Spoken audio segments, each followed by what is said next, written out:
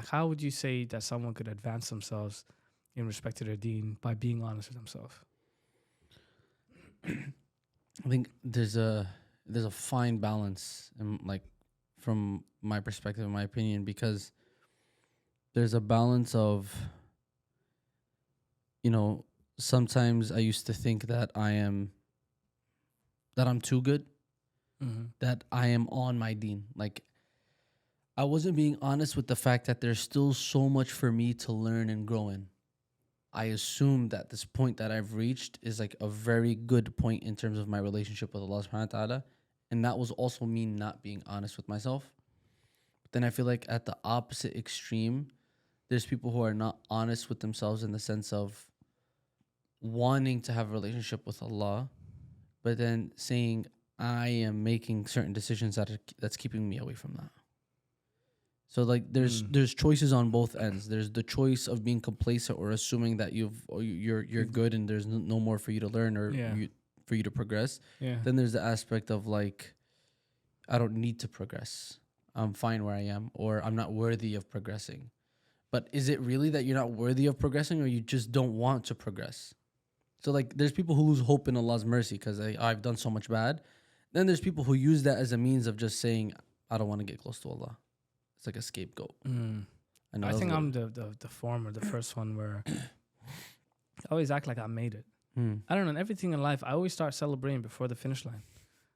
Like seriously, even like when it comes to like weight loss, I'll stop 15 pounds short before to my goal because I'm like, I'm pretty much there. When it comes to like, deen, I learned, quote unquote, enough to get me to understand like how to pray and do this and all that. I'm like, yeah, I got it. I think I told you this. I used to believe I was like top 10 in the deen, bro. Top 10. Like I was practicing and all I was doing was praying. Nothing else. I was praying, fasting, the basics. I usually think like I was special, like I knew who I'm doing. And I got so complacent. So I think I fit into that first category. And then I started thinking about like being honest with myself. And I'm like, why do I do the things I do? And why do I find it hard to do more? And why do I believe I've made it? It's a scapegoat to tell yourself that you've made it. Quote unquote. First of all, no one's made it. I think it was Abu Bakr Sadiq who said, in a hadith, he said, even if one of my legs was in Jannah, I wouldn't stop worrying until the second one was in there, right? Until I was completely in Jannah, right? And to me, I'm like, if I even took a whiff of Jannah, I'm like, yeah, time to relax. Like I made it, And I think that's my biggest problem. It's like in life, I start celebrating way before the finish line. Yeah. And then my consistency is just terrible. It's Consistency. It's abysmal, bro. It's the most difficult thing, though. Remember, I was telling you earlier about the routine. Let's not go into detail about it, but like the aspect of wanting to supposedly actually make things harder in my life, but for the reason of creating routine. Because without routine or without having something that's consistent, it makes it difficult to have anything else in life that's consistent. At least for myself, I find myself that I lack discipline. And so sometimes I need an outside source to put discipline on me. SubhanAllah, actually think about that. Even the deen is a blessing. The deen is an outside source of discipline to a certain extent, right? Like what you're doing at these specific times of the day. Yeah, SubhanAllah. Yeah. So you never have to guess I even gym also, by the way, just going to a gym, having that consistency, it was tough. But everything I did, salah, whatever it was, consistency was always tough because I started off with a huge sense of like, yo, I'm going to kill it. And then once that fizzles out, it's done. So you have to start with like a slow temperament of like, hey, I'm not doing it all in one day. The win here is trying to do this a year from now and still doing this a year from now. I remember one of my friends, he told me like, when you work out and you feel like you have extra energy and like, you're like, dude, I could spend another hour here in the gym. Don't. Go home. Go home and keep that yearning to exert yourself and put it into the next couple workouts, because it's better to succeed in doing 20, 30 minutes a day or, whatever time you go, than it is to just do 2 hours for like a week straight and then be burnt out. And I think that's the same with the deen. But just before we even get there, like just talking about Aqidah, like being honest with ourselves, like do we believe what we say we believe, right? because I think it's hard to go to work if you don't know if you're going to get paid for it or not. But if you know you're going to get paid at work, which is the case, you don't find it hard to get yourself to go to work. Right? Obviously, no one wants to wake up in the morning, but you get yourself to work. Why? Because you're convinced that there's value in it, that you're going to get something out of it. So when it comes to like belief, like I remember listening to this Aqidah class, and the Sheikh was talking about like, excuse me, and the Sheikh was talking about how there was this kid, and he was raised in like a non-Muslim household, in another Muslim where they worshipped idols and statues, and he was told to do what they did, and he grew up just accepting it, and he just did it. And then now there's a Muslim kid who just so happens to be born in a Muslim family who was told about Allah and how to pray and all these things, and they never questioned it. They just accepted it and did it. You know, there's no brownie points, and I want to be clear here. I'm not trying to like, you know, say, you know, that somebody's Islam is, you know, what's the word I'm looking for? Non-existent. That's non-existent, or it's weak or anything, or it's not, it doesn't count. I'm not trying to say none of those things, but like, you have to come to a rational conclusion that God exists and you believe in what you believe for it to actually really manifest in your life. Because if you don't sit with it and be like, okay, so do I believe in God, or was I just told about it from a young age and so I just accepted it? Because how different are you from the kid who grew up worshiping statues? He believes in that with as much fervorance, I think is the word, that you do. And that shouldn't be the case. You should sit down and come up with a conclusion and be rational about why it is or it is that I believe in this. And so once you get over that hump, I think, oh, okay, so now I don't have to battle with this part of me. And then you go into like, you know, the practices of the faith. Yeah. Right? But okay, that's like the first thing, bro. 100%, I agree. Yeah. How do you gain that motivation, or how do you keep that consistency, or it all goes back to the foundation. And I remember I was given a Jummah khutbah at one point, and I was telling everybody, I was like, look, bear with me, but we're going to go on a little journey. And just the aspect of just understanding who you are makes it easy in life to see things through a specific lens or through a specific perspective. Because if you're always looking at this life through the lens of this dunya versus the lens of the akhirah, then you're always going to come to different conclusions. So like, for example, the people in Palestine, the people in Gaza, they're looking at everything that's happening through the lens of the akhirah. So when they're burying their children, or someone dies, or they're losing loved ones left and right, they understand that though their souls are being greeted, on the opposite side, they're being greeted by other martyrs. They're being nestled under the throne of Allah subhanahu wa ta'ala. But if a person was looking at that through the lens of only the dunya, it's just bloodshed and depression and gloom and doom and I want to kill myself. And so your lens is everything. So everything in life goes back down to that lens that you're looking at life through. And that is essentially equivalent to your foundation, like your aqidah, your foundation. And if your foundation is weak, then everything you build on that foundation is always going to be wobbly. And it's a scary thing, because now the higher you get, the more damage that's going to be done. Imagine you have a lopsided foundation and you build 10 feet up. If something falls off of a roof that's 10 feet, it might cause some damage, but compare it to 20 feet off, 30 feet off, 40 feet off. So if you're building and you're trying to build so much so quickly, inconsistently, on a wobbly foundation, then you're setting yourself up for disaster. So subhanAllah, like something I wish, and I thank you and I thank Ashik and whoever it is, but I remember when I first watched, and mind you, I grew up very religious. It's not like I questioned Allah, questioned the Prophet ﷺ. No. Like, I was on my deen, I was on my salah, I was always in the masjid, I was i'tikaf, yeah. But there are certain things and moments and light bulb moments in life where you begin to actually truly appreciate what you have. And that's only when you understand the foundation. And so that aqidah, class that I watched online, like really was amazing. Like it hit different. So yeah, man. I just my advice to everybody and to myself first is sometimes just take a step back. And I tell this a lot to like even my colleagues. It's like sometimes you need to take one step back to take two steps forward. 100%. Maybe two steps back to take 5 steps forward. But at some point in life, you just need to pause and just hit the reset button and just say, let me just take a step back and think for a moment at where I am and where am I going and stuff like that. And go back to the basics. Yeah. 100%. I felt that way about like everything felt like an uphill battle, and I think because certain things weren't cemented, so every time I'd go up, I'd like fall back down. So yeah, that Akita class was something, and we probably put a link in somewhere where if people are interested in watching it. But that was. It's almost like if you're going traveling, and let's say you like camping or something, you're going through like a forest or a valley or something. Like if you're traveling, you have all this gear on you, and you're like thinking about all the places you're gonna have to sleep and put up the tent and then cook food and all these things. That's one part of the journey which is difficult. So that's all the stuff that you do in Islam, like the salah and the fasting and all that. But if you're not even sure about what way you're going, dude, the journey feels that much harder. Because you're like, I'm doing all of this for what? Like, salah feels more of a burden if you don't believe it's actually fruitful, right?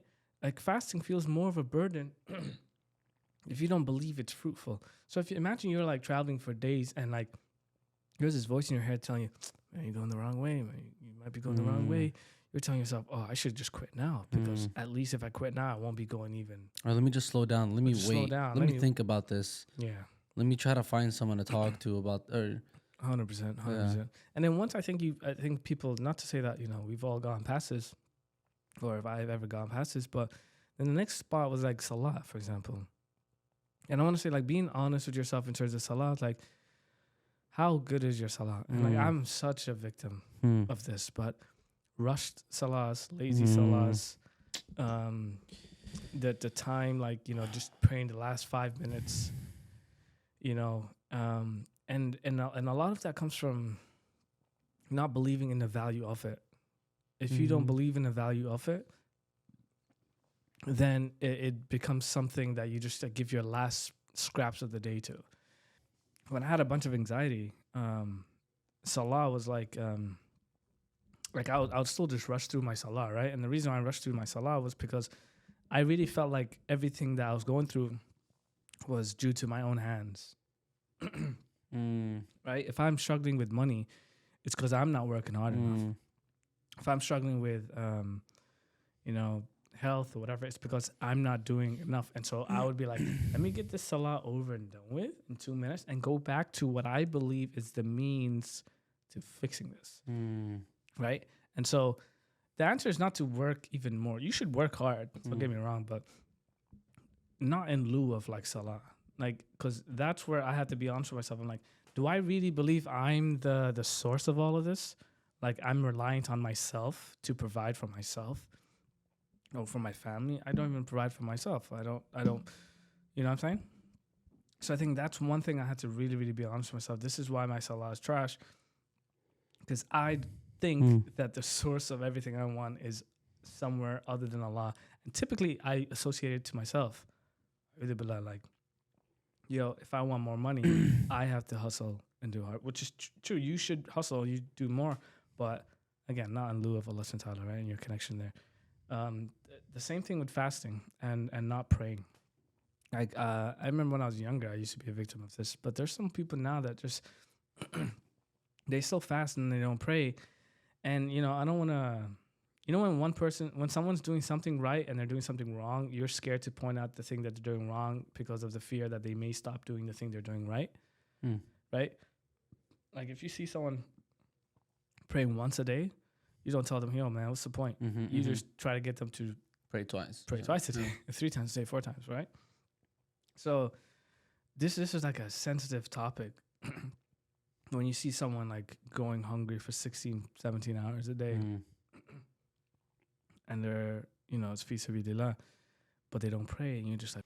No, I think that was such a deep point that you made. It just had me reflecting like crazy because I think subhanallah, the aspect of like there's so much to unpack. I feel like this could be like 3 podcasts alone, just this topic of, because even think about like the Prophet ﷺ, he said like the ummah is gonna be so massive, massive, and but so weak, like the foam of the sea, right?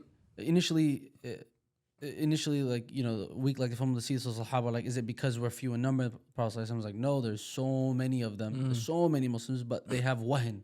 What is wahan, ya Rasulullah? They didn't know what that word meant. Essentially, it was the love of this dunya and the hating of death, right?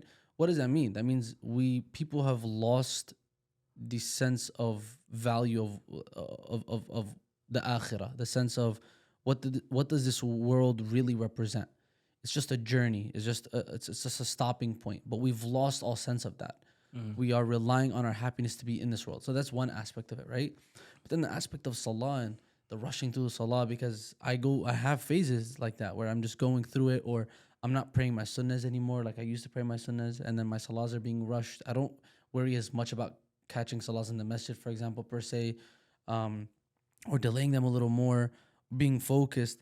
All of it is just a sign that you don't understand who is the true provider of everything that you have. Because at the end of the day, if it took your attention, if it took, like, if you had a meeting with Elon Musk 5 times a day, and knowing that in every meeting that you had with him was essentially a blank check for you, you just had to sit there, you had to focus, you had to understand. You understand.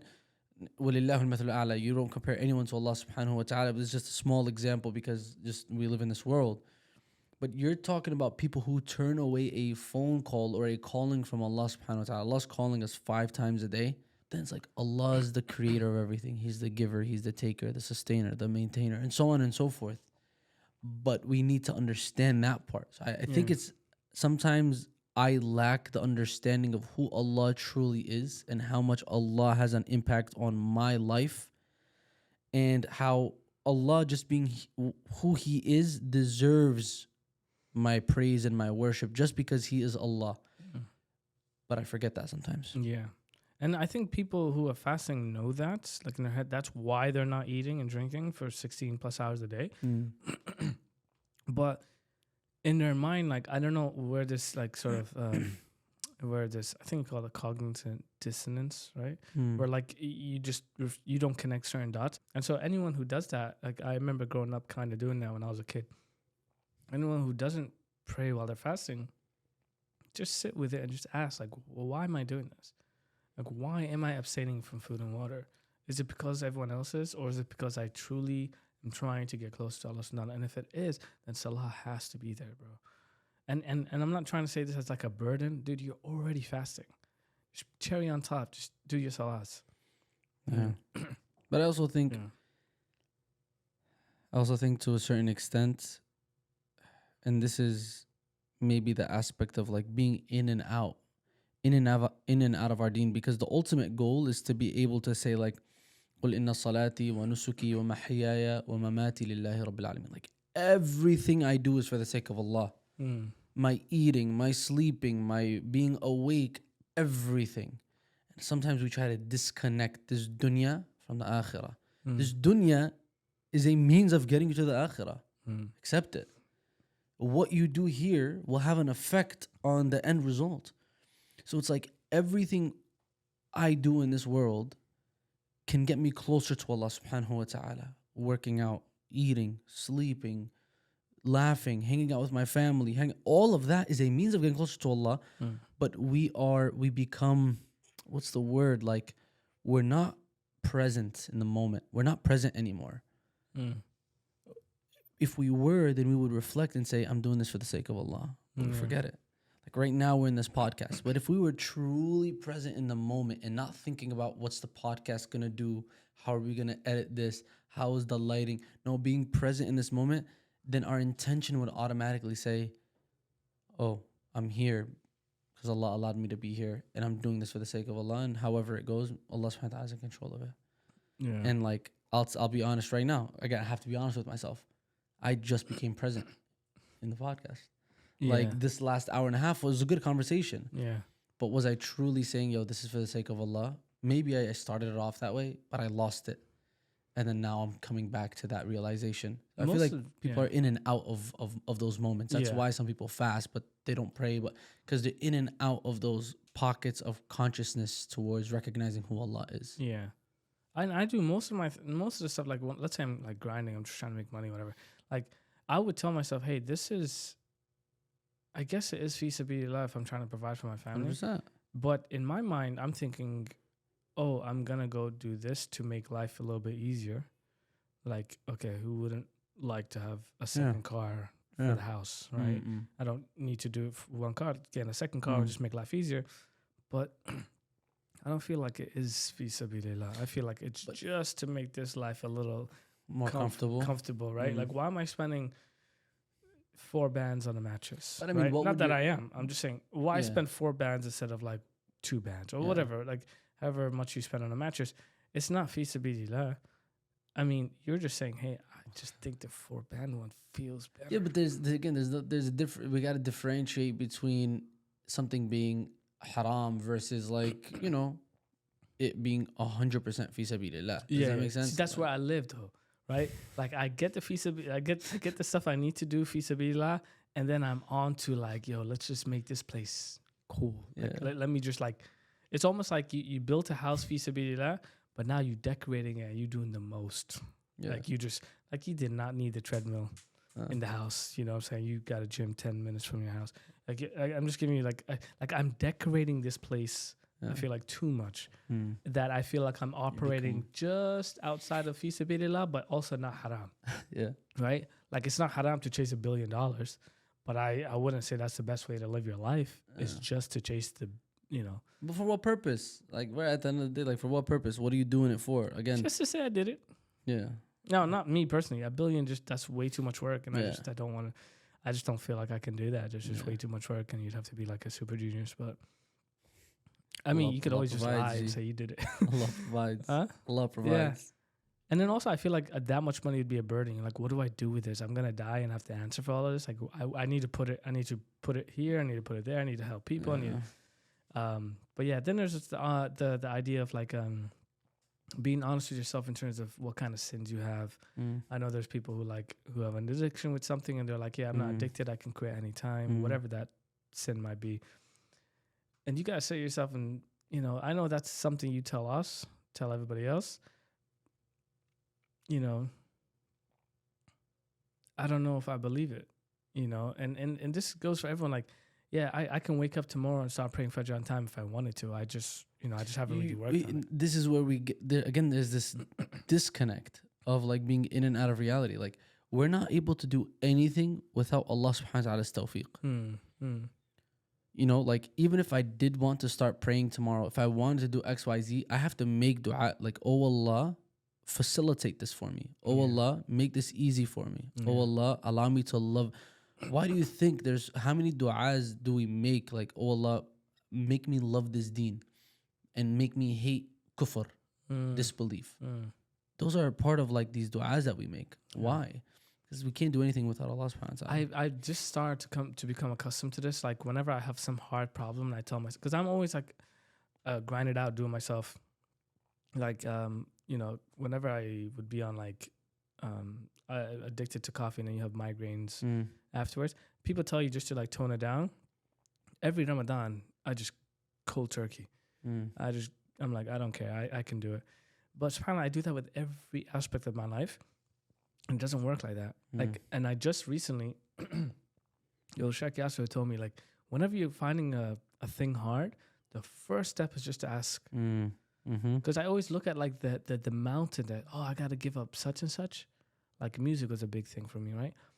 I got to give up that. I grew up listening to music. I grew up doing such and such. I've been doing this certain thing for 10, 15 years. How am I supposed to just give it up? It's like, bro, it's not up to you. It's not all on you. The first step is just to ask. Just ask for help. Ask Allah subhanahu wa ta'ala to make it easy for you. And then you take the sort of protocols to like minimize it or but subhanAllah, it just started to work that way. And then the last thing that I wanted to mention that actually ties back up with the Aqidah, there are a growing number of people that I found who have said that they no longer believe in their respective religion because they hate their parents. Oh. Right? And they won't outright come and say it, but when you ask them or you like sort of get into this conversation, there's no real, I had a moment where like, this is why I don't believe. But then you talk to them more, excuse me, and you find out that they really, really despise their parents. And you're like, oh, you don't hate this religion. You hate anyone. You hate people who are affiliated with this. And now you don't care for it. So sometimes maybe you have a bad experience at the masjid, or you have a bad experience with a sheikh, or you have a bad experience with a person like your parents, or someone who in your mind resembles the deen. And because that's the case, now you completely say, excuse me, I hate you and everything that you're associated with, including the deen. I get you. And for me, that's a point where you have to be honest with yourself and say, hey, I don't not believe. I just don't have a good relationship with XYZ. It's okay. It's 2 billion of us. We're not all going to be good. Yeah. We're not all going to be like, be the nicest people to get along with. But that doesn't mean you sacrifice everything, right? And so I think that was just a really important point too. When you do have to sit down about Aqidah, and you think about like, what do you believe? You also consider like, why do you think you have a lack of belief? And is it because you don't actually believe, or because you just hate people affiliated with this deen? And I think that'll save you a lot of problems in the long run. That's a good point. So anyways, let's wrap it up. That's our time here at Road Back Home. We'll be back with another episode.